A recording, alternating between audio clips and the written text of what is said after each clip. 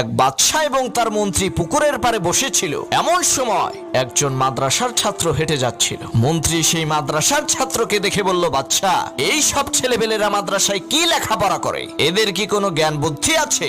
মন্ত্রীর এই কথা শুনে বাদশা সেই মাদ্রাসার ছাত্রকে কাছে ডাকলেন এবং মন্ত্রীকে জিজ্ঞেস করলো, মন্ত্রী বলেন তো এই পুকুরে কত গ্লাস পানি আছে? মন্ত্রী বলল, এই পুকুরের পানি মাপতে হলে প্রথমে এই পুকুরের পাশে আর একটা পুকুর খনন করতে হবে, এরপরে এক গ্লাস করে পানি ওই পুকুরে রাখতে হবে, তারপরেই বলা যাবে কত গ্লাস পানি আছে। বাদশা এবার মাদ্রাসার ছাত্রটিকে জিজ্ঞেস করলো, বাবা তুমি বলো তো এই পুকুরে কত গ্লাস পানি আছে?